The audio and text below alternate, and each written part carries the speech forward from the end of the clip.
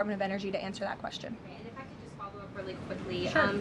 In terms of oil sanctions, the president said that there would be some sanctions that would be lifted.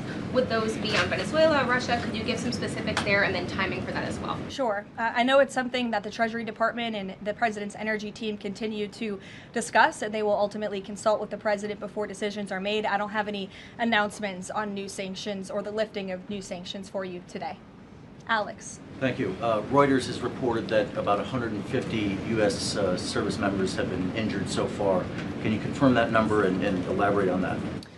I can't confirm the exact number. I know it's within that ballpark, but I would defer you to the Pentagon for a specific number of wounded or injured thus far.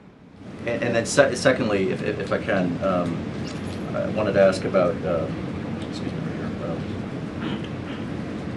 there was a briefing on the Capitol Hill today, and some senators came out and said they were more convinced than ever that there would be U.S. boots on the ground. Senator Blumenthal said that, in fact. Your reaction to that and any update on President Trump's thinking about it? Look, I would say that Democrats on Capitol Hill are clearly being quite disingenuous. 3 years ago, not a single Democrat voted against the resolution condemning Iran as the world's leading state sponsor of terror. Yet now, with President Trump as commander-in-chief finally taking the action that so many Democrats have called on the commander-in-chief to do for many, many years, to wipe out the threat of a rogue Iranian terrorist regime, now all of a sudden Democrats are playing politics with this long-standing bipartisan policy of the United States, and 53 of them in the House recently voted against the resolution condemning Iran as the world's state sponsor of terror. So I wouldn't take Democrats at their word. As for boots on the ground, the president has talked about this repeatedly. Wisely, he does not rule options out as commander-in-chief. So again, I would hesitate to confirm anything that a Democrat on Capitol Hill says right now about the president's thinking. Garrett. John, you outlined to Steve the military components of what would be involved in ending this war, but it seems like there's a political component too. The president said to Fox earlier today that he doesn't believe the new Ayatollah can live in peace. He made a variety of comments suggesting that he should be involved in picking the new Iranian leader. Is the ending of this war also contingent on Iran selecting a leader that the president finds acceptable? And if so, how is that not the definition of a regime change war?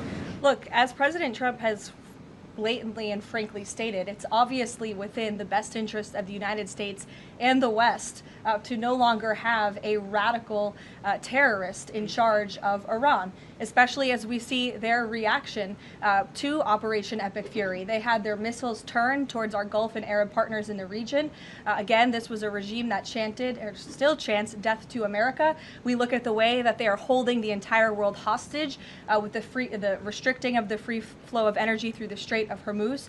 So the president, I think, is making quite an obvious comment. Again, as for the timeline of the military operations with respect to Iran, we have objectives that we have laid out that the commander-in-chief wants to see achieved. When they are achieved, then it will ultimately be up to the president to end this operation. Okay, so I think you're not exactly addressing my question, though. Is that political objective also necessary for the president to decide to end this war? Look, again, I just told you the objectives of Operation Epic Fury. When those objectives are met, the president will dictate the end of these operations when he deems that Iran no longer poses a credible threat to the United States of America. And again, it goes back to, what does that unconditional surrender look like?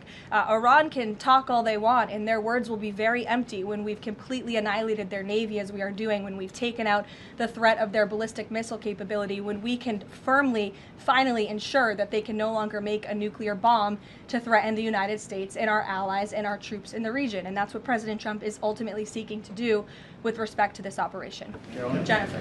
There was a shooting outside of a synagogue in Baltimore. Do you know if the